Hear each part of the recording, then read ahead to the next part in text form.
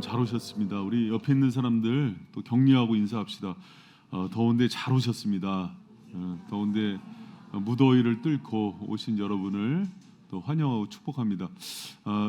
여러분 계속해서 좀 기도를 많이 해주세요. 수련회 가기 전에. 수련회는요 가기 전에 결판 나요. 이미 기도의 자리에서 이번 주에 제가 이제 강사 목사님들도 또 만나고 또 이렇게 여러 가지 진행 상황들 점검하는데 김영하 목사님이랑 이제 만나서 이제 강의 우리 집회에 대해서 나누는데 굉장히 기대가 되더라고요. 제가 그래서 저녁 집회는 김영하 목사님이 하고 오전 집회는 제가 합니다. 그래서 이제 주일 예배나 또 이제 마지막에 파송 예배도 제가 하는데 근데 이제 중간에 김영하 목사님이 저한테 한 분을 추천하는 거예요. 그러니까 이번에 주제가 뭐라고요?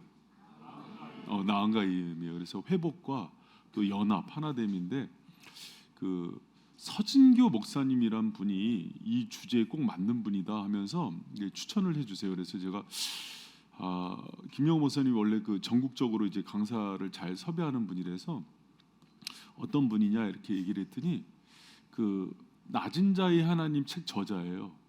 그리고 최근에 이제 극동방송이나 이렇게 낮은 대로 임하소서에서 인터뷰하면서 되게 이제 한참 부각되고 있는 또 젊은 목회자인데 그렇게 회복과 치유를 실제로 경험하고 그 큰 은혜가 이렇게 있는 분이라 그럽니다. 그래서 여러분 특별히 이번 수련회 때 정말 아픔이 있고 좀 상처가 있고 또 회복이 필요한 분들 둘째 날 오전 집회 때 엄청난 은혜가 있을 겁니다. 그리고 이제 저녁 집회뿐만 아니라 담임 목사님이 하는 오전 집회에도 큰 은혜가 있을 줄 믿습니다. 할렐루야. 그래서 집회가 총 5번인데요. 보통 교회는 전교인 연합 수련회 가면은 이렇게 집회 중간에는 알아서 그냥 가족들이랑 놀아라 이렇게 하는데 그 중간에 너무 재미있는 프로그램이 있어요. 제가 지금 보면서도 그게 너무 기대가 되는 거예요. 허참참참 아세요? 연예인이죠 거의. 그래서 막 생각만 해도 너무 재밌고 또 이제 거기 보면은 전국 기도원 중에 마실 수 있는 수영장 물은 여기뿐이야. 거기 기도 원장 얘기예요. 그래서 기도 수영장이 너무 잘 돼 있는 데다가 그냥 북한산 자락에 숲들이 너무 잘 예뻐요. 그래서 거기 있기만 해도 힐링이 됩니다. 그리고 밥이 맛있다는 거. 그리고 중간에 간식도 좋다는 거. 그래서 여러 가지. 그리고 요번에 이제 우리 청년부에서 행정팀으로 우리 성훈 목사님이랑 준비해 주는데 이번에 2차 우리 수련회 홍보 영상이 나왔는데 너무 재밌어. 홍보 영상이 그렇게 재밌는 것도 처음 보고 또 오늘 이제 티셔츠 시안이 나왔어요. 제가 이제 딱 티셔츠를 보는 순간 티셔츠 그걸 보는 순간 이거 가지 않는 사람은 주지 말까? 너무 예뻐요. 그러니까 여러분 진짜 역대급입니다. 그래서 꼭 가셔서 여러 가지 정말 여러분 힐링하고 회복하고 하나님이 주신 은혜들이 벌써부터 많이 기대가 돼요. 그리고 비가 와도 상관없을 정도로 시설이 좋아요. 그 안에 이제 전체 집회할 수 있는 장소가 넓고 그러니까는 여러분 그런 거 걱정하지 말고 13, 14, 15일. 그래서 여러분 14일 날 직장 가시는 분들은 제가 이렇게 생각에는 저녁 집회 때라도 꼭 오세요. 그래서 이제 저녁 집회 때는 서울에서 불광동에서 하니까 꼭 참석하시고 여러분 이런 은혜의 자리들을 놓치지 마세요. 그래서 성도는 여러분 어느 자리에서 여러분이 회복되고 살아나겠습니까? 예배의 자리예요. 은혜의 자리예요. 여러분 그것을 양보하지 않는 우리 바이샘 성도들 되시기를 부탁드립니다. 그래서 어느 순간부터인가 그런 부분에 대해서 기대하지 않는 신앙들이 이렇게 생기는 것 같아요. 여러분 그러지 말고 이번에 13, 14, 15일 제가 담임 목사에서 하는 얘기가 아니라 정말 알차고 이런 수련회는 다시 볼 수 없다 할 정도로 놀라운 은혜의 집회가 될 겁니다. 벌써 176명 등록했어요. 저희 교회에서 가는 사람만 176명인데 200명까지 그 데리고 갔으면 좋겠다는 생각이 들어요. 그래서 여러분, 근데 다 와도 500명 이상이 와도 충분한 예배 공간이에요. 그러니까 여러분, 그 시설도 좋고 그리고 식당도 좋고 그러니까 꼭 참석하시기를 부탁드립니다. 그리고 이제 만약에 직장 때문에 어려운 분들은 저녁 집회만이라도 꼭 오세요. 왜 그런 거 하니? 교회와 또 이제 공동체가 은혜의 기류를 탈 때 사탄이 누구를 넘어뜨리냐면 은혜에 동참하지 못한 사람들이 크게 실족해요. 여러분, 이거는 공동체의 룰이에요. 그래서 저희 바이센 교회에서 어떤 집회나 행사를 할 때 은혜와 재미와 기쁨이 없는 적이 없잖아요. 그렇죠? 그런데도 의심해. 이 도마의 영성이 있어서 그러는데 이번에 꼭 참석하시고 여행 갈 때 월차 쓰잖아요. 여러분, 수련회 때 쓰는 거예요. 수련회 때 쓰고 이 집회를 위해서 또 믿지 않는 가족들도 초대하고. 그래서 제가 이번에 상처가 있거나 아픔 있는 사람들이 많이 회복될 것 같아요. 그래서 꼭 오시고요. 그리고 이제 신앙이 이렇게 이런 부흥회 같은 경우는 어느 사람이 필요하냐면 신앙이 이렇게 다운돼 있거나 실족해 있는 사람들 있죠. 그 사람들 꼭 손 붙들고 오세요. 그리고 이제 제 예상으로는 하루만 참석하겠다 그랬다가 눌러 앉는 분들이 많을 겁니다. 진짜로 오는 순간 여러분이 그 은혜와 영성들을 확 느낄 거예요. 그리고 이제 가기 전에 기도 많이 해주시길 부탁합니다. 예수님께서 풀어주신 건데 산상수훈은 십계명의 재해석이라 그래요. 그래서 십계명을 가장 잘 푼 게 산상수훈이 예수님께서 풀어주신 건데, 여러분, 예수님이 살인하지 말라 풀어주면은 이견 없죠? 한번 우리 두 번째 패러그램 따라서 살인하지 말라는 우리 같이 한번 읽어봅니다. 시작.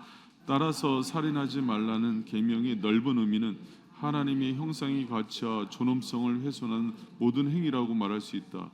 예수님은 살인에 대하여 말씀하시면서 형제에게 노하는 자마다 심판을 받게 되고 형제를 대하여 나가라 하는 자는 공회에 잡혀가게 되고 미련한 놈이라 하는 자는 지옥불에 들어가게 되리라고 말씀하시므로 육체적인 살인과 함께 정신적, 심리적, 인격적인 살인을 모두 금하셨다. 아멘. 여러분, 예수님께서 정의한 살인은요, 나가라, 이게 쓸데없다, 무가치하다라는 뜻이거든요. 미련한 놈이다, 욕이에요. 이런 것 자체가 살인이다 이렇게 얘기하는 거예요. 여러분, 왜 이런 정의가 성립이 되냐면 여러분, 하나님께서 창조한 피조물 중에 가장 존엄하고 가치 있는 게 누구예요? 사람임을 믿습니까? 여러분, 사람이 모든 피조물 중에 동식물 포함해서 이 땅에 있는 모든 존재 중에서 가장 존엄하고 가치 있어요. 그 이유가 뭡니까? 사람이 뭘로 창조됐기 때문에? 하나님의 형상이 있기 때문에 그래요.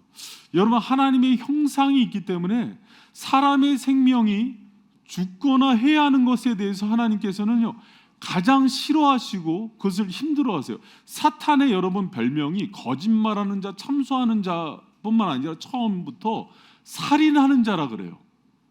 여러분, 사탄이 처음에 그 선악과를 먹게 함으로 저질렀던 게 뭐예요? 하나님으로부터 관계를 끊죠.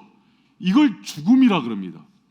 그래서 여러분, 살인은 육체의 생명을 죽이는 것뿐만 아니라 하나님과의 관계를 끊어놓고 하나님의 형상의 가치를 떨어뜨리는 모든 행위를 살인이라 그래요. 이거를 누가 정의하신 거라고요? 예수님께서. 그래서 형제에 대해서 나가라, 가치 없다, 쓸모 없다, 미련한 놈이라 하는 모든 것 자체가 살인이라 그럽니다. 그러면 여러분, 제가 얘기합니다. 이번에 이제 애들 이제 방학하면서 성적표 갖고 왔죠. 성적표를 갖고 왔는데 부모가 성적표를 받으니 이놈 자식 이게 성적표라고 갖고 왔어? 나가지고 이 쓸데없는 놈, 가치 없는 놈, 네가 가서 뭐가 될라 그래? 이건 지금 뭘 한 거예요? 살인임을 믿습니까? 여러분, 우리가 보통 살인하면은 여러분, 사람이 물리적으로 생명을 끊는 거 이전에 어디서부터 살인이 시작되냐면 인격적인 모독, 하나님의 인격에 대한 존엄성을 깎아내리는 모든 것들을 살인으로 보는 거예요. 여러분, 성경에서는 여기까지를 다 살인이라 그래요. 제가 지난주에 젊은 부부 모임하면서 젊은 부부 이제 제자 훈련 하면서 이런 얘기를 했어요. 여러분이 지금 결혼할 때는 자기가 원하는 외적으로 보이는 가치대로 선택을 하죠. 이 남자의 외모, 직업, 또 내랑 성격이 맞는 거. 그런데 결혼하기 전까지는 허용이 된다. 근데 결혼한 이후에 만약에 내 배우자가 돈을 좀 못 벌어, 또 약간 병이 들었어, 또 나이가 들어서 외모가 뭐 주름살도 생기고 뭐 기미도 있고 별로야. 그런데 그것을 보면서 가치 없다, 또 인간 네가 할 줄 아는 게 뭐냐, 이렇게 얘기하는 것 자체가 살인이라는 것을 여러분 기억하시기 바랍니다. 여러분, 하나님의 자녀들은요, 사람은 하나님의 형상이 있다는 것만으로 존귀의 여김을 받아야 되고 가치 있게 여김을 받는 거예요. 이 사람이 장애가 있던지, 때로는 학벌이 뭐 초등학교도 못 나왔던지, 돈을 못 벌던지 전혀 상관이 없어야 돼요. 그래서 우리가 누군가를 대할 때 만약에 이런 가치로 차별을 두든가 색안경을 끄든가 무시를 하는 것 자체를 나가라로 보는 거예요. 믿습니까? 교회에 왔는데 목사가, 성도가 쭉 들어오는데 이제 성도들하고 밖에 나가서 인사를 해요. 인사를 하는데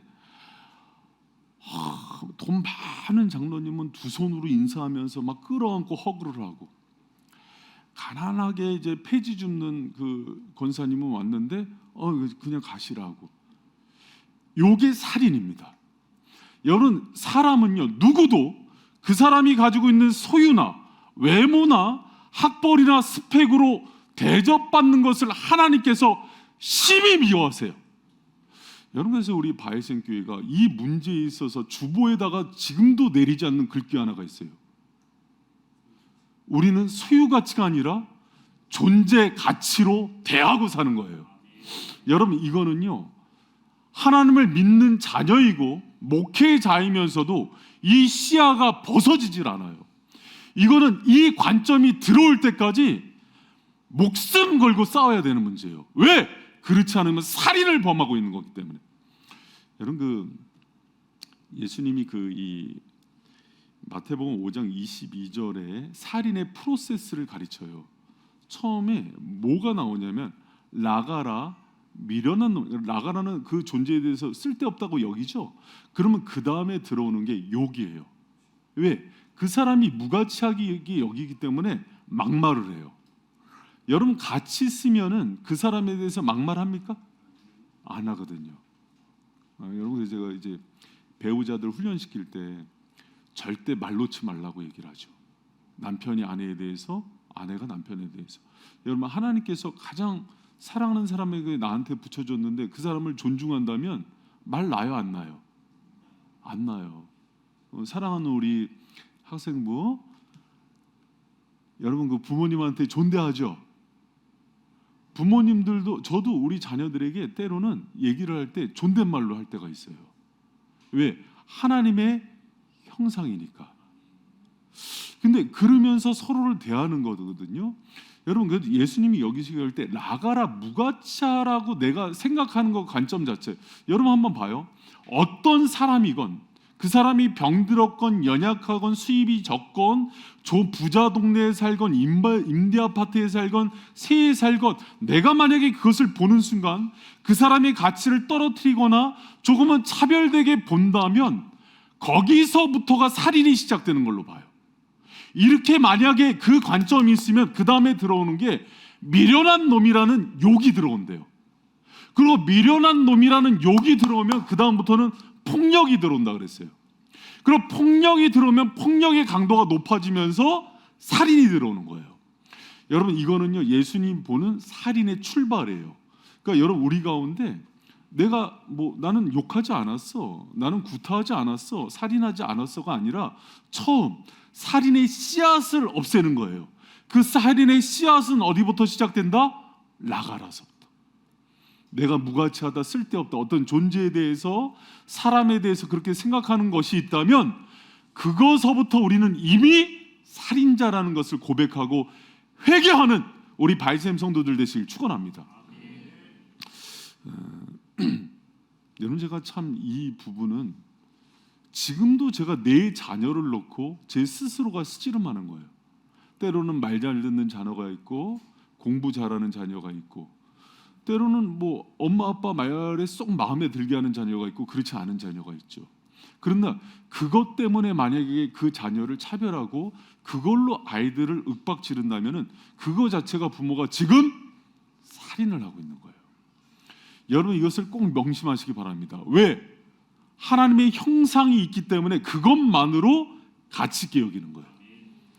여러분, 옆에 있는 사람이 어떤 것이 아니라 하나님의 형상이 있다는 것만으로 최고의 존재 가치를 부여하는 거예요. 그런데 하나님의 형상을 가지고 판단하는데 여기서 돈이 많은 형상, 잘생긴 형상, 운동을 잘하고 재능이 많은 형상, 이렇게 되는 거는 전부 형상을 죽이는 요인으로 들어와요.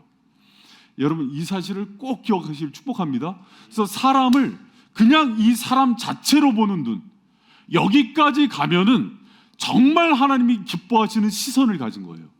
이 사람이 어떤 모습이든지. 그러면 여러분 이제 봅니다. 또 제가 조금 더 나가서 얘기를 해볼게요. 여기 이제 어떤 사람이 왔는데 동성애자가 왔어요. 그리고 어떤 사람인데 동네에서 유명한 깡패가 왔어요. 왔는데 막 냄새나는 문둥병자가 왔어요. 여러분, 이 사람을 동등하게 대할 수 있겠어요? 색안경 안 끼고? 하나님의 형상이 있죠. 죄인이지만, 여러분, 제가 묻습니다. 동성애자의 죄인이랑 여러분의 죄랑 높고 낮음이 있어요? 솔직히 얘기해 보세요. 난 그래도 동성애자 아니니까 깨끗해. 나는 조폭하니까 깨끗해. 여러분, 묻습니다. 여러분, 하나님의 형상이 그런 죄가 있다고 해서, 우리의 연약함이 있다고 해서 내가 그 사람을 차별을 둘 수 있어요? 그럼 만약에 여러분이 거기까지 성장했다면 여러분은 정말 최고의 하나님의 자녀가 되는 거예요. 여러분, 거기까지 나아가는 우리 발샘 성도들 되시길 축원합니다. 그러지 않고 대하는 모든 것들을 소율이 문답 얘기해요. 전부 살인이라 그러는 거예요. 내가 마음에 누군가를 업신여기고, 내 남편이라도 돈 못 벌면 이 무능한 인간아, 그렇게 얘기하고, 아내라도 만약에 뭔가 이렇게 음식을 못하고 내 마음에 안 들면은 가치 없다. 자녀라도 네가 그렇게 공부를 못하면 커서 뭐가 될래? 이렇게 얘기하는 모든 것들은 전부 살인이라고 여기서 얘기하는 겁니다. 근데 여러분, 이 살인이 금지하는 이유가 하나님의 형상을 파괴하면서 동시에 하나님이 가장 소중히 여겨야 하는 것들을 파괴하는 것이기 때문이에요. 여러분, 아까 얘기했죠. 조물주 입장에서는 가장 소중한 피조물의 차이가 있다 없다? 다시, 하나님 입장에서는 모든 피조물 중에 가장 가치 있는 것과 가치 없는 것의 차이가 있다 없다? 있다예요. 동물이 여러분보다 가치 있어요? 하나님 입장에서? 그럼 천사가 여러분보다 가치 있습니까? 그럼요. 여러분은 그러면 내가 못생겨서 키가 작아, 공부를 못해, 병이 들었어, 장애가 있어, 그래도 하나님에게는 최고의 가치가 있는 걸작품이에요. 이 사실을 믿어야 되는데, 이게, 잘 봐요 여러분, 내가 남에 대해서 그렇게 여기는 것도 문제지만 자살도 살인이죠. 그래서 열등감이 살인인 거예요. 열등감은 왜 생기냐면 내가 누군가에게 비교해서 이게 못해하는 것에 대한 존재 가치를 낮추는 게 열등감이에요. 그러면 하나님께서 나를 그대로 보는 그대로 나의 가치를 인정하고 내가 하나님의 사랑받는 자녀로서 최고의 가치라는 것들을 받아들이는 것이 하나님을 대접하는 거예요. 그런데 스스로 열등감에 빠져서 스스로를 자해하는 거, 이것도 살인입니다. 그럼 여러분, 세상이 보는 나를 자꾸 보는 게 아니라 이렇게 수요 강론이나 주일 말씀을 듣고 새벽이나 계속 나와서 듣는 이유가 뭐예요? 하나님이 보는 관점으로 나를 보고 너를 보면서 서로의 인격을 세워가고 하나님의 형상을 회복하는 거예요. 그러지 않으면 우리는 하나님의 형상을 도전하고 깨트리는 것 자체가 하나님에 대한 가장 큰 도전이라는 거예요. 여러분, 그 사실을 꼭 기억하시길 부탁드립니다. 여러분, 하나님에게 있어서는요, 여러분이 비교할 수 없는 걸작품이에요. 여러분, 그걸 어떻게 보면 아냐면, 아담과 하와가 선악과를 따먹고 죄를 범했을 때, 에덴 동산을 쫓아낼 때 뭘 입히죠? 뭘 입혀요? 가죽옷 입히죠. 가죽옷은 뭘 잡은 겁니까? 양을 잡아서, 동물을 잡아서 입힌 거죠. 그럼 하나님 입장에서는 여러분을 잡아서 동물을 입혀요? 아니죠. 내가 사랑하는 자녀가 아파요. 아프면은 예를 들어서 우리 집에서 개를 키운단 말이에요. 애완견을, 아주 예쁜 그 개를 키우는데 개가 아프다고 내 아들을 삶아 먹여요? 그런데 예를 들어서 내 독자가 아파요. 근데 얘가 개 소주를 먹으면 낫는 병이래요. 잘 들어봐요. 이 아들이 4대 독자인데 한의원 가서 물어보니까 개 소주를 삶아 먹으면 낫는데, 근데 그게 딱 우리 집에서 키우는 개야. 그러면 이걸 먹여야 살린다면 삶아 먹여요, 안 먹여요? 안 먹여요? 여러분, 요 지점에서 제가 할 말이 있습니다. 송 목사님이 새벽에 얘기하더라고. 그래도 안 먹인다는 사람이 있대, 우리 교회에. 여러분, 불교는 안 먹여요. 불교는 안 먹여요. 왜? 잘 들어봐요. 여러분 크리스찬인데 약간 불교 사상이 있는 분들이 있어요. 불교는 모든 생명을 똑같이 봅니다. 범신론 사상이라서. 그래서 곤충도 해요, 안 해요? 바퀴벌레 지나가면 어떻게 해요? 이 존귀한 생명이 지나가시는구나 하면서 이렇게 라면에 들어가도 이렇게 빼서 살려드리고 그러죠. 왜? 윤회니까. 그리고 범신론 사상은요, 여러분, 위험한 게 사람의 가치와 짐승의 가치를 일반으로 봐요. 그런데 막 이제 모르는 사람들은 저 생명을 존귀히 여기는 저 가치를 막 칭송하죠. 근데 이게 기독교에 슬며시 들어왔어요. 여러분, 사람이 개를 위해서 있어요? 개가 사람을 위해서 있어요? 그러면 이제 제가 여러분 개고기 먹으라는 얘기가 아니에요. 이제 그 가치는 바뀌어요. 지금 보면은 잘 들어봐요. 이사 갈 때 남편은 버려도 개는 안 버린대. 그래서 남편들이 개를 안고 있대. 개를 데려가야지 내가 딸려가. 이게 말이 돼요? 안 되는데 그런 현상들이 일어나고 있다니까. 개는 개인 거예요. 그런데 어떻게 해? 여러분 봐요.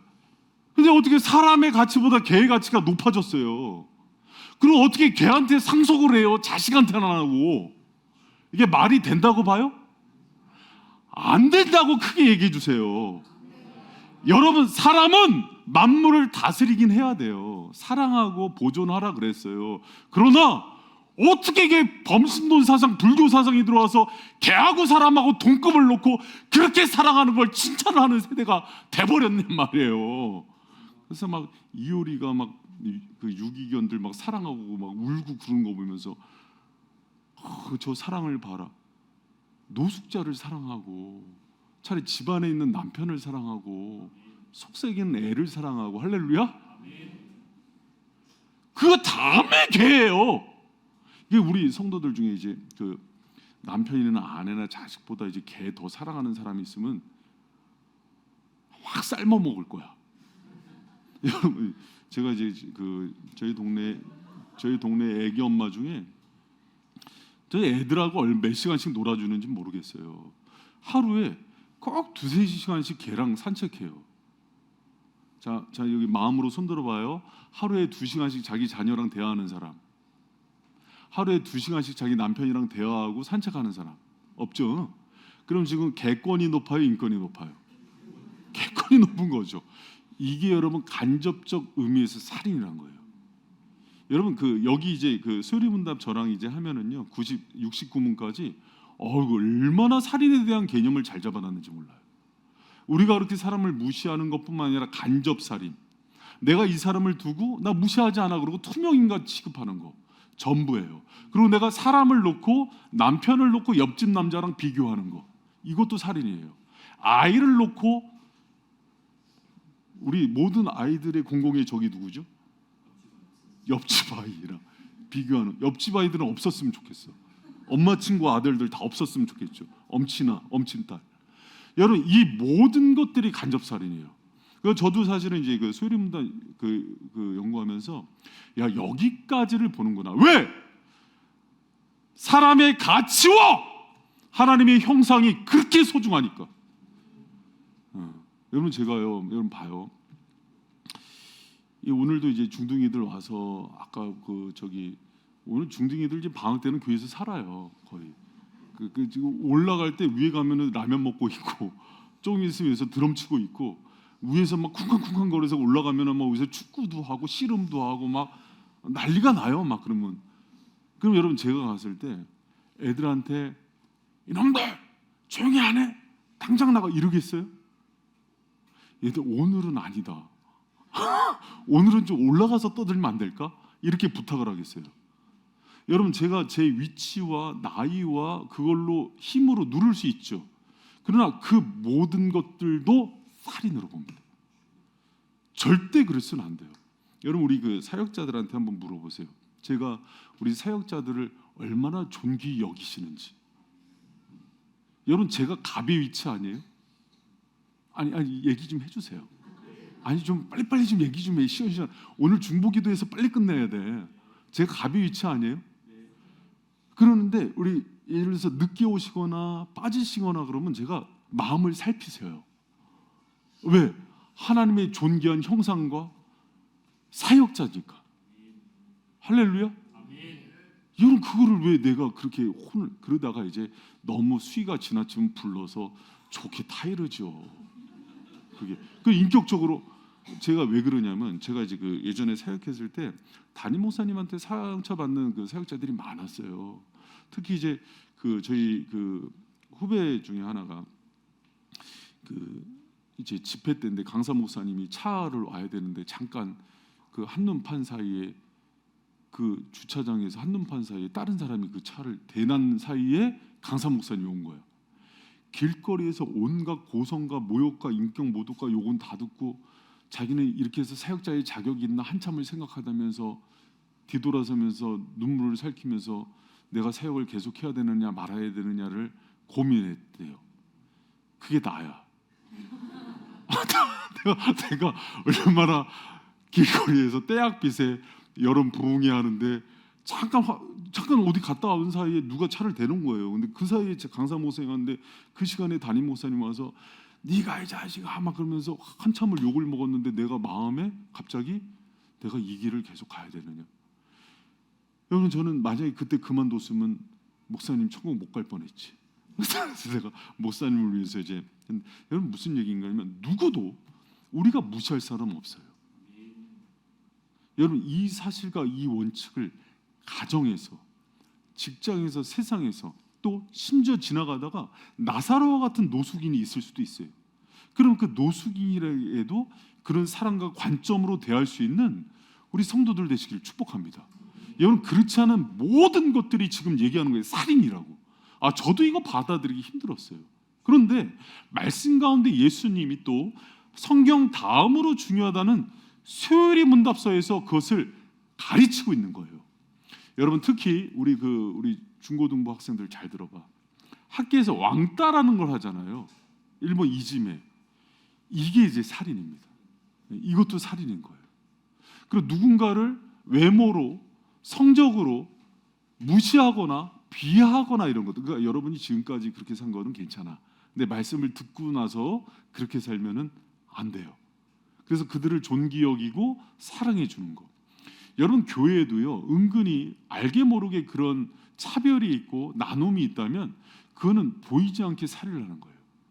특히 이 살인의 무기 중에서 가장 강력한 무기가 여러분 폭력이 아니에요. 말이에요. 말.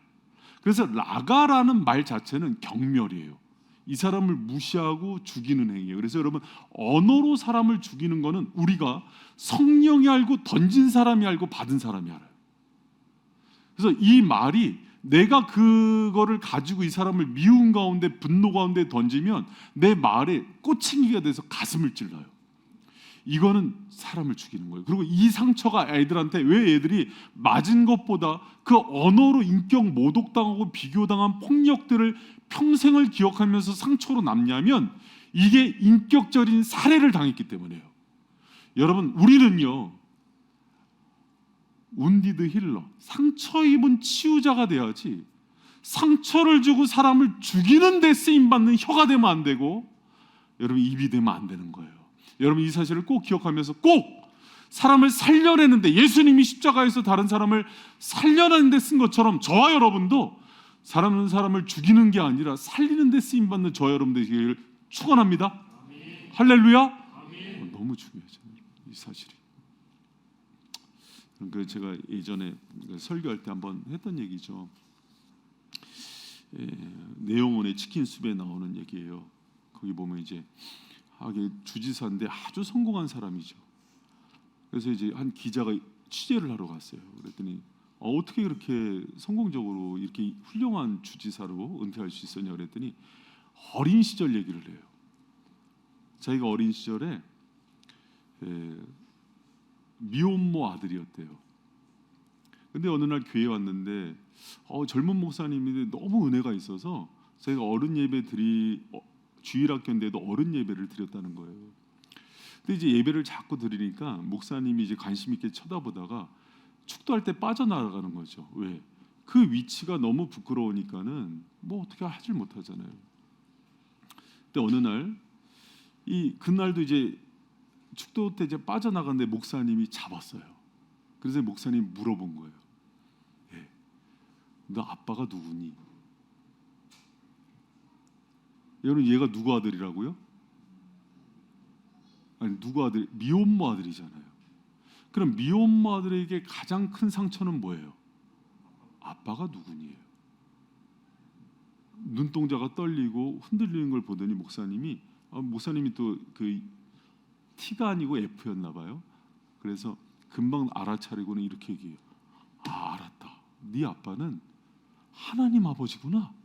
어쩐지 다르다. 얘가 이 말 한마디에 그동안에 아빠 없고 또 미혼모의 아들이라는 모든 서름이 다 씻겨져요. 그래서 자기를 변화시킨 시점을 그때로 잡아요. 그 목사님이 나를 끌어안고 했던 그 말. 다른 사람들은 너는 미혼모 아들이야, 네 엄마는 그런 여자야 얘기할 때 목사님이 나를 끌어안고 네 아버지는 하나님이셔. 그 얘기가 나를 여기까지 왔다고. 여러분, 우리에게 그런 살리는 말이 필요하지 않아요?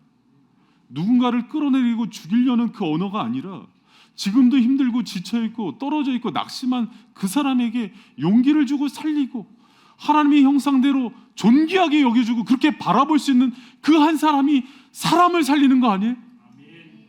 여러분, 우리 바이센 성도들이 그런 사람이 되길 축원합니다. 할렐루야. 여러분, 저는 제가 이제 그 십계명 책에 보면은 그 6계명 할 때 그걸 썼어요. 삭개오를 살린 게 뭐였냐? 여러분, 삭개오를 살린 게 뭐예요? 예수님의 시선이에요. 사람들은 삭개오를 예수님처럼 바라보지 않았어요.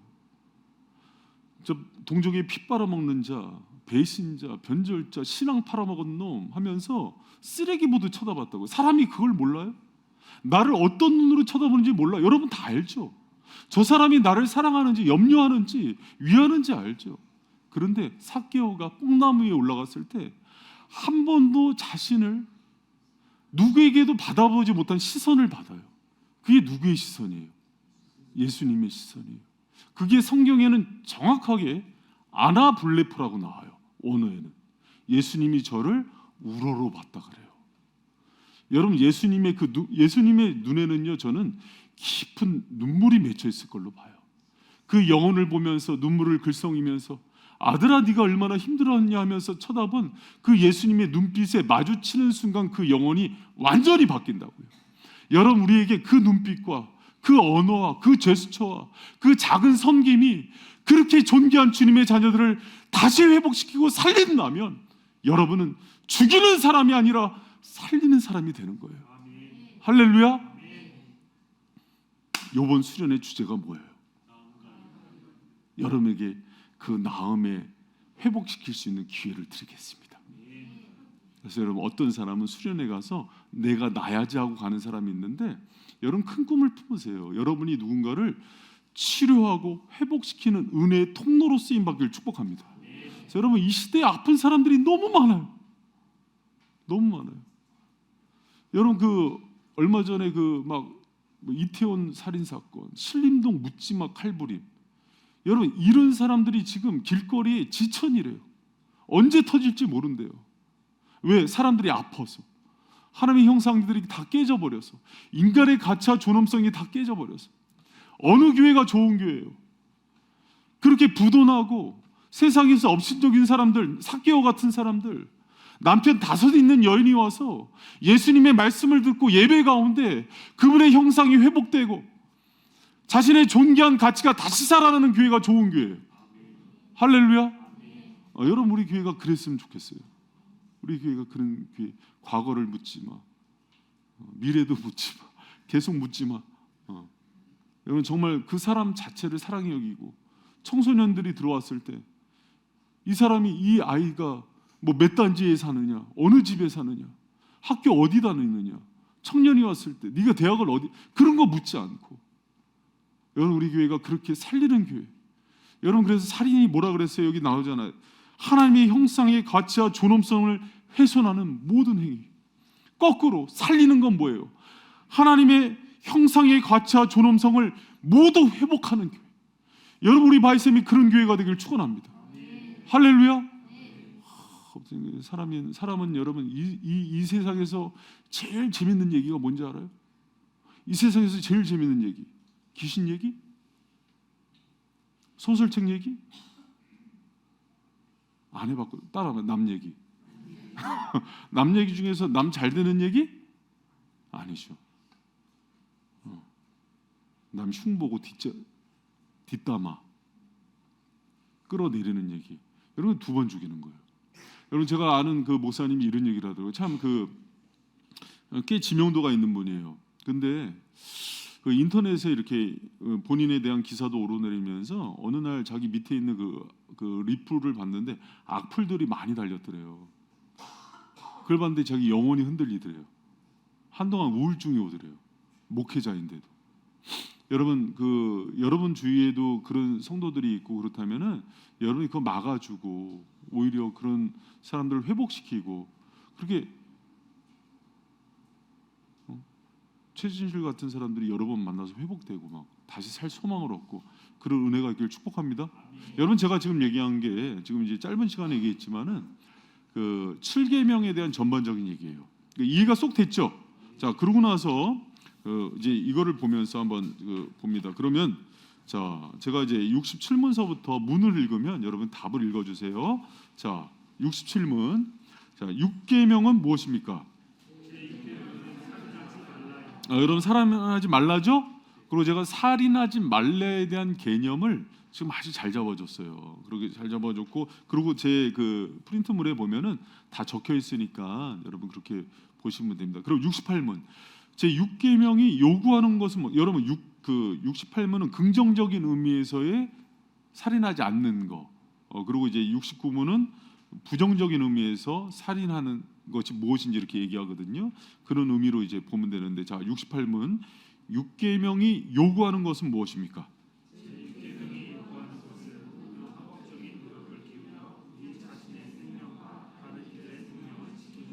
적극적으로 생명을 지키고 보존하는 것까지를 얘기해요.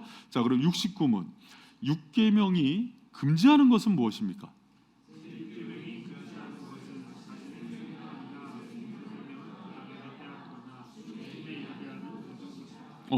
여러분, 그래서 그 68문부터 보면은 6계명이 요구하는 거는 그냥 여러분 살인하지 말라는 이 계명은 그냥 단순히 이 사람을 죽이고 물리적으로 죽이는 것뿐만 아니라 포괄적으로 하나님 인격적인 살인, 언어적인 폭력, 또 이 사람을 비방하는 거 다 들어가는 거예요. 그래서 하나님의 형상과 존엄성의 가치를 훼손시키는 모든 것들이 살인인데 여기서 68문에서 얘기하는 것은 제가 아까 얘기한 거꾸로 그것을 회복시키는 일들을 얘기하는 거예요.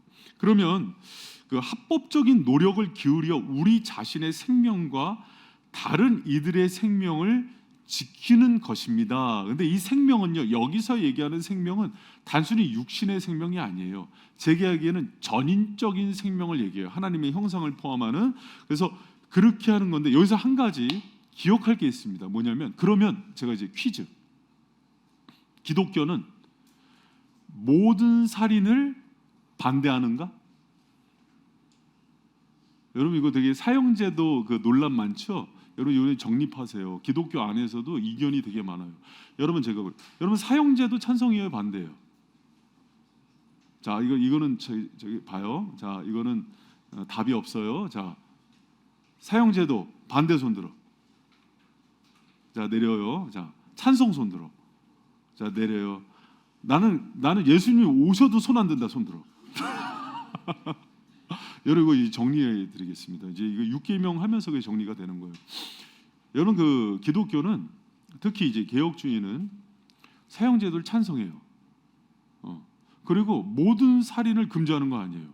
세 가지 경우의 살인은 허용을 합니다. 첫 번째, 정당방위. 강도가 들어왔어요. 강도가 딱 들어왔어. 온유야, 집에 강도가 들어왔어. 너하고 레나하고 향유가 있는데 그러면 우리 온유가 어떡할래? 싸워서 유도 배웠잖아.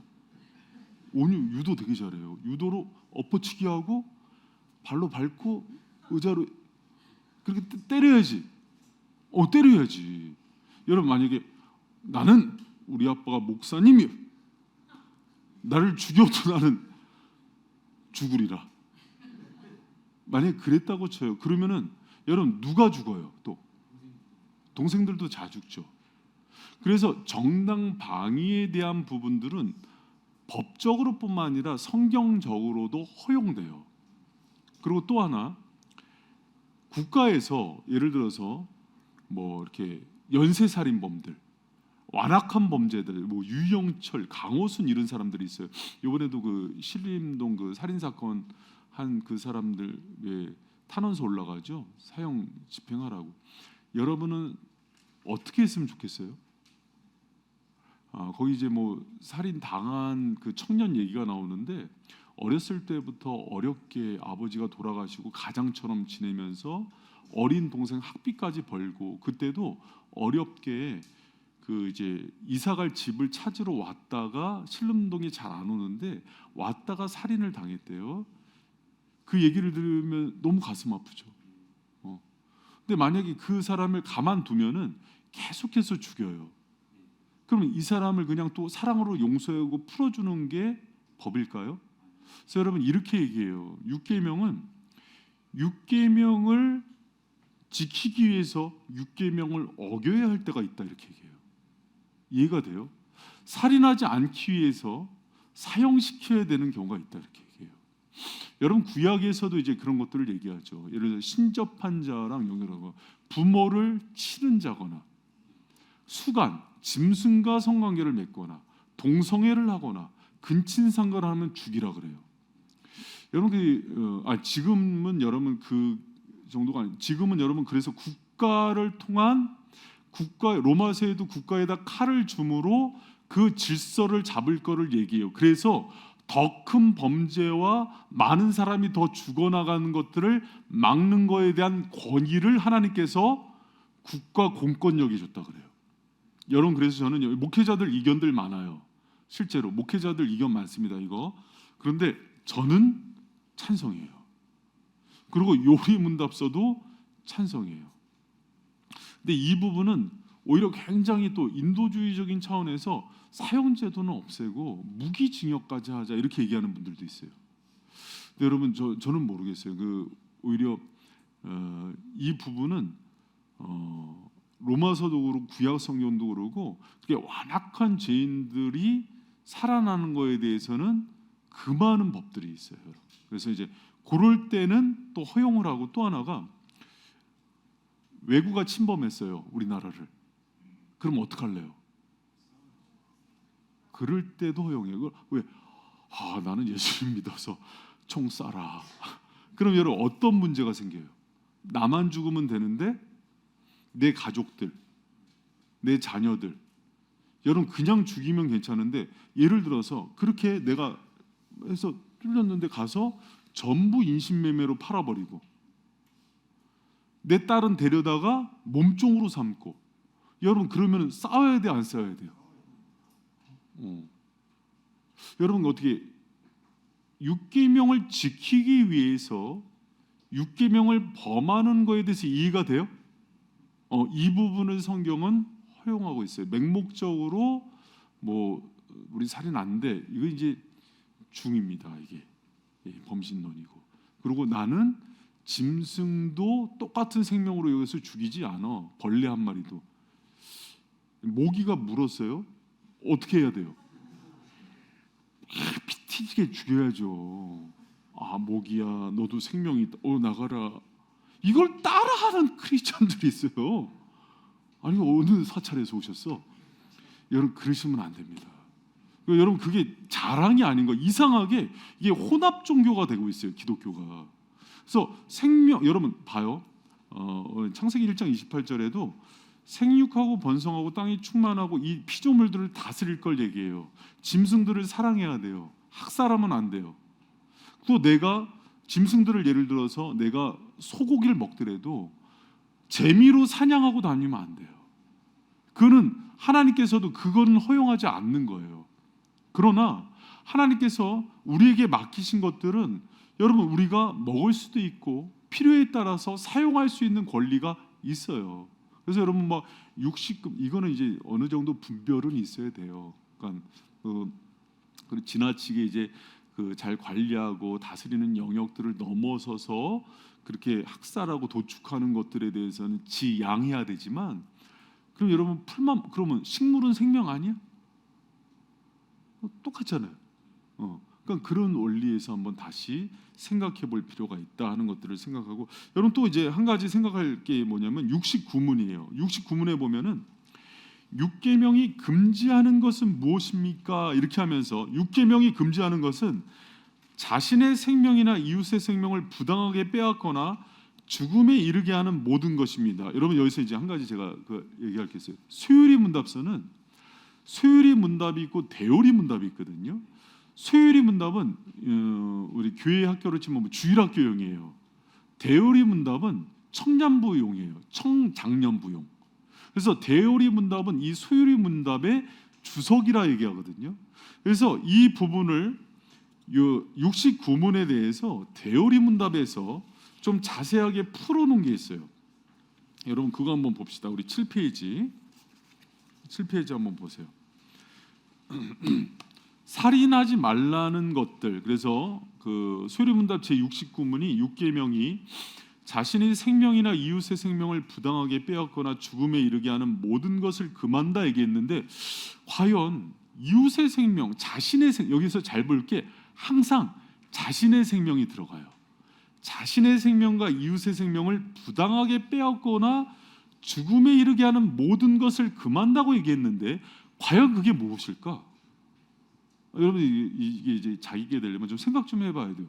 내 생명과 이웃의 생명을, 여기서 생명은 하나님의 형상과 전인적인 거라 그랬죠. 내 감정, 지정의, 육체의 생명 다 포함되거든요. 정서적인 거 다 포함되는데, 이것을 부당하게 빼앗는 모든 것이 무엇일까? 언제 내 생명이 빼앗겨요?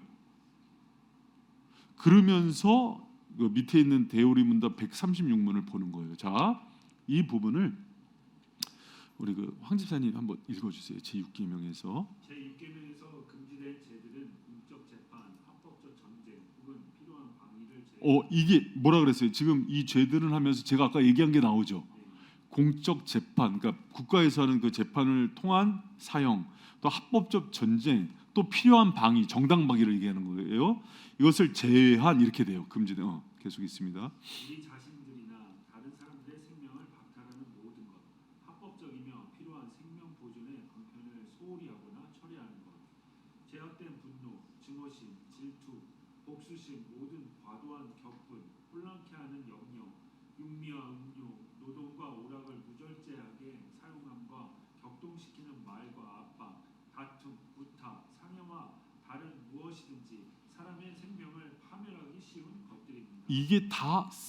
이게 다 살인의 범주라는 거예요. 자, 여러분 이걸 들어보니까 이제 결정의 순간입니다. 자기가 지금까지 살인을 한 번 이상 한 사람만 손들어 보세요. 다 살인자야. 성훈 형제 안 들었어. 우리 성훈 형제만 박수. 성훈 형제만 살인 안 했어. 야, 진짜 대단하다 진짜 성훈 형제. 여러분 이렇게 보면은 여기 안 걸린 사람 있어요, 없어요? 하나도 없어요. 근데 이거를 더 구체적으로 밑에 보면 5가지로 구분해서 제가 얘기를 했거든요. 그럼 이런 거예요. 첫째, 합법적이고 불가피한 생명 보존의 수단을 소홀히 하거나 처리하는 것. 예를 들어서 그 신명기에 보면은 집을 지을 때 난간을 만들어서 때로 지붕 고치려고 올라간 사람들이 미끄러져서 떨어질 수 있죠. 그때 난간이 있으면 사는데 난간을 그 건축비 아끼려고 안 지을 때가 있어요. 그걸 간접 살인으로 봅니다. 그럼 여러분 예를 들어서 세월호 사건이나 뭐 성수대교 붕괴 이런 것들도 그 전에 위험 조짐을 알죠. 지나치게 많이 싣거나 또 골조를 이렇게, 그리고 삼풍백화점 예전에 그 사건 보면은 그냥 위에 층을 기둥을 빼갖고 수영장을 만들면서 붕괴돼 버리죠. 전부 간접살인이에요. 우리 이제 교회 가끔 가다가 소방 안전 시설에서 점검 나와요. 소방서에서. 그럼 막 체크하면은 그 소화기 갖다 놔야 되고 방화문 설치해야 되고 그러거든요. 근데 다 그게 중요한 거예요. 근데 그것을 예를 들어서 담임 목사인데 간과했어. 그래서 불이 났는데 화재 때문에 많은 사람들이 인명피해가 났어. 이것도 살인이에요. 그러니까 여러분 이게 살인의 범죄가 되게 넓죠. 그러고 나서 여러분 그 밑에 둘째 하는 거는 죄가 되는 분노, 증오심, 질투, 복수하려는 열망. 이 부분은 예수님께서 제가 아까 이거 얘기한 거예요. 사람에 대해서 무가치.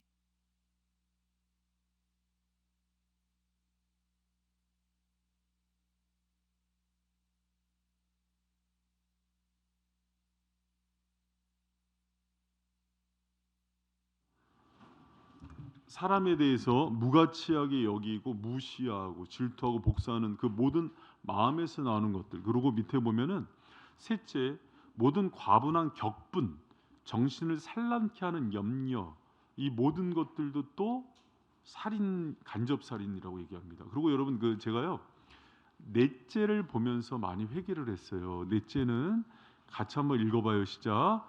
육류와 음료, 노동 및 오락을 과도하게 사용하는 것을 금한다. 자, 우리 잠언. 자, 너는 시작. 너는 꿀을 보거든 조카리만큼 먹으라. 과식함으로 토할까 두려우니라. 아멘. 여러분 신자는 무엇이든지 절제할 줄 알아야 되죠. 과식도 문제지만은 음식을 적절히 먹지 않는 거, 내 몸을 관리하지 않는 거, 일주일에 3번 정도 운동해야 돼요, 안 해야 돼요? 제가 이거 얘기할 자격이 없는데 제가 요새 잘 알아요. 그리고 음식을 저녁에 야식 같은 거 지나치게 많이 먹는 거 다 제 얘기예요. 이거 하면 돼요, 안 돼요? 안 되죠. 또 노동, 일은 신성한 거지만은 일을 지나치게 많이 하면서 몸을 망치는 거 돼요, 안 돼요? 안 돼요. 일 중독이에요. 그리고 이제 최근에 현대인들의 문제죠. 모든 중독들. 음식, 마약, 술, 담배, 오락, 미디어, 스마트폰 모든 것들이 다 살인이에요. 자살 또는 타살. 그러니까 모든 것들이 마찬가지예요. 그래서 여러분 이것들도 얘기하고요. 또 5째 격동케 하는 말, 탄압, 다툼, 구타, 상해, 그리고 사람의 생명을 파괴하는 경향을 가진 모든 것들을 뜻해요. 여러분 우리가 그 6계명 살인하지 말라 이거는 그냥 쉽게 지나칠 계명이 아니라 어디까지 사람을 존중하고 사랑하고 하나님의 형상을 가치 있게 여겨야 되는지에 대한 강력한 하나님의 말씀이에요. 여러분, 그렇지 않는 모든 것들은 이미, 그래서 예수님은요, 이 십계명 끝에 보면은, 제가 이제 그 정리를, 그 십계명 가서 마지막 10번째 계명 가서 탐심 금지 이렇게 나오는데, 마음에서 시작하는 모든 것들을 지적하세요. 왜? 사람의 행동을 지배하는 게 다 어디서 있어요? 마음에 있어요. 생각에서 나온단 말이에요. 내가 예를 들어서 이거죠. 이은경 집사님, 누구를 막 죽도록 미워요. 죽이고 싶어. 진짜 너무 분노가 나. 도깨비 감투를 딱 씌워줬어. 어디로 가게? 죽이러 가요. 죽이진 않아도 각기몽을 갖고 있다가 지나가는 거를 그냥 대갈팽이를 팍. 근데 여러분 봐요. 거기까지만 내가 그냥 죽이진 않고 그냥 살짝만 쳐야지. 근데 살짝 쳐져요? 그 분노를 갖고 치면 어떻게 쳐요? 죽죠. 애들이 살이 오른다 그러죠. 부모가 때려서는, 여러분, 친부모가 사랑하는 부모가 때려서는 그렇게까지 치지 않거든요. 근데 친구들끼리 그 감정이 있고 미움이 있는 상태에서 치잖아요. 살이 올라요. 여러분, 그 누군가를 정말 죽이기까지 미워하고 시기하고 질투하고 분노가 있는 상태에서 치잖아요. 살이 오른다 그러잖아요. 그때는 여러분 이미 마음에 뭐가 있는 거예요? 살기가 있는 거예요. 그래서 예수님이 거기서부터 문제를 삼으세요. 여러분, 우리 마음 가운데 그런 마음이 있다면 전부 십자가 아래 내려놓고 주님으로부터 도움을 받는 저 여러분 되시기를 축원합니다. 여러분, 근데 한 가지 제가 물어봐요. 여러분 살아가면서 마음에 저 사람 없었으면 좋겠다. 그냥 뭐 우리 뭐 이렇게 집안에서나 아니면 교회에서나 아니 학교에서나 직장에서 저 사람 사라졌으면 좋겠다고 생각해 본 적 있어요, 없어요? 있죠. 그거 자체가 사실은 살인이에요. 그 사람을 존귀 여기지 않고 사랑하지 않고. 그런데 여러분, 그러면 제가 거꾸로 물어봐요. 여러분이 저한테, 저인들 살아가면서 그런 사람이 있었을까요, 없었을까요? 괜찮아요. 있었을까요, 없었을까요? 저 지금도 노예 가면 보기 싫은 목사님들이 있어요. 그 마주치기 싫다 막 이런 분들이 있어요. 그래서 그것 때문에 막 좀 이렇게 안 부딪히고 싶은 분들이 있어요. 실제로 너무 힘들어요. 근데 여러분, 그럼 저분들은 다른 노예 안 가나? 이런 마음이 있어요. 힘들다고요. 저도 목사님인데 왜 내가 사랑하지 못하지? 이런 마음들이 자꾸 들어가요. 그런데 여러분, 이 마음이 근데 계속 그러지는 않아요. 이거를 이길 수 있는 유일한 법 딱 하나가 있는데 그게 성령의 법이에요. 사람으로서는 이길 수 없어요. 사람은 자연인으로서는 누군가를 당연히 미워하고 나랑 안 맞는 사람이 생기고 저 사람 없었으면 하는 마음이 들고 정말 죽이고 싶은 사람도 막 생기고 그래요. 그러다 그거는 정상의 마음이 아니 그대로 내버려두면 안 돼요. 분을 품 때 밤이 되기까지 품으면 안 돼요. 빨리 풀어야 돼요. 기도해서 성령으로 풀어야 돼요. 그런데 사람은 본성상 그 풀기 싫어해요. 왜? 사람에게는 두 가지 에너지가 있대요. 하나는 성령과 사랑의 에너지가 있고 하나는 지응오와 미움과 원망의 에너지가 있어요. 두 에너지 다 강해요. 어렸을 때 없이 살고 무시당한 그 힘으로 악착같이 돈을 벌어요. 근데 그 힘은 건강한 힘이 아니에요. 주님이 우리에게 쓰길 원하는 힘은, 살리는 힘은 성령의 힘이에요. 사랑의 힘이에요. 여러분, 그 힘의 지배를 받으면서 가야지 여러분이 나중에 어떤 걸 하더라도 자기도 살고 다른 사람도 살리는 사람이 된다는 것을 꼭 기억하시기 바랍니다. 여러분, 그 미움을 내려놓으셔야 돼요. 그래서 예수님이 마태복음 5장 22절에 라가라 미련한 놈이라 막 그런 사람은 지옥불에 간다 그러면서 너희들이 예배 드리기 전에 가장 먼저 할 것을 얘기하는데 화해하고 하라, 용서하고 하라 이렇게 하는 거예요. 그러나 또 묻습니다. 용서? 사람 이름으로 돼요, 안 돼요? 안 돼요. 여러분, 인정하셔야 돼요. 내가 마음 먹어서 된다, 그는 이미 용서거리가 아니었던 거예요. 진짜 용서. 여러분, 정말 나중에 자식 낳고서 그 자식이 누군가에게 정말 처참히 매맞고 오거나 정말 학교를 다니지 못할 정도로 무시당하고 왕따를 당하고 와봐요. 그 내가 맞는 것보다 더 고통스러워요. 그게 용서가 되나? 힘든 거라고요. 여러분, 그런데 그것을 넘어서야 돼요. 왜? 그게 내 마음에 자리 잡으면 하나님께서 그 예배를 받질 못하시고 결국은 그 힘 때문에 내가 주님의 관계가 끊어지고 내 스스로의 생명의 불꽃이 사그러지는 거예요. 여러분 이 말을 꼭 기억하는 저 여러분 되시길 축원합니다.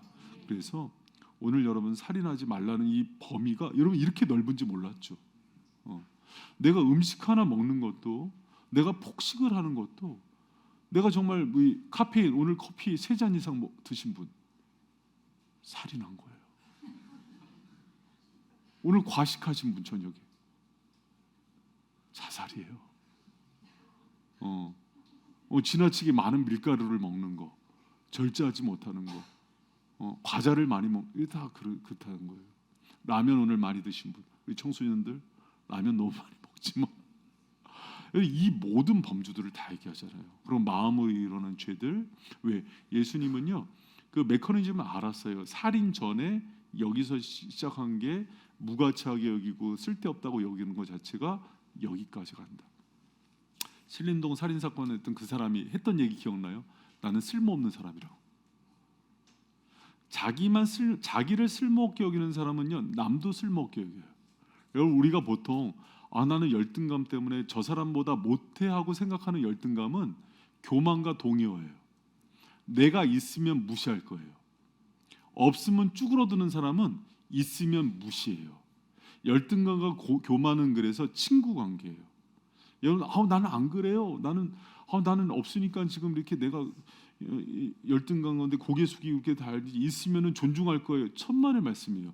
그거에 영향을 받는다는 거, 돈의 영향을 받는다는 거, 성격의 영향을 받는다는 거, 외부의 시선의 영향을 받는다는 것은 결국은 있으면은 다른 사람을 그렇게 대할 거라는 거예요. 사랑하는 우리 성도 여러분, 우리가 오늘 이 6계명에 대한 요리문다서의 말씀을 보면서 전반적으로 다른 사람을 어떻게 하나님의 형상으로 존귀 여기고 가치 있게 여기고 존엄하게 여기고 뿐만 아니라 내 스스로도, 여러분 내가 건강하고 내 자아가 건강해야 다른 사람 살립니다. 제가 이 얘기만 좀 하고 마칠게요. 우리 그 예전에 그 김중기 원장님이라고 원전했던 분이 모든 목회자 제자들한테 이런 얘기를 하는 거예요. 우리 목사님들 제발 목회하기 전에 자기 컴플렉스 극복하고 목회하라고. 왜 그런가 하니 그 컴플렉스가 나중에 전부 공격용 칼이 된다 그랬어요. 그걸로 성도들 찌르는다고 나중에 자기 방어하다가. 여러분 그게 전부 회복이 돼야 돼요. 여러분 그 상태로 부모가 되면은 나중에 자녀들한테 그 컴플렉스로 찔러요. 내가 이제 공부 못한 게 한이 된 분들은요 자식한테 공부로 찔러요. 돈 못 번 게 한이 된 사람은 돈으로 찔러 죽여요. 내가 이런 명예 때문에 힘들어하는 사람들, 인정 욕구에 목마른 사람들은 너 유명한 사람 돼야 된다, 높아져야 된다, 글로 찔러 죽이는 거예요. 여러분 그 모든 것들을 복음으로, 예수로, 성령으로 극복하고 정말 예수 안에서 자해도 하지 말고 누군가를 죽이지도 말고 다른 사람 살리는 데 쓰임받는 존귀한 주님의 일꾼들 되시기를 축복합니다.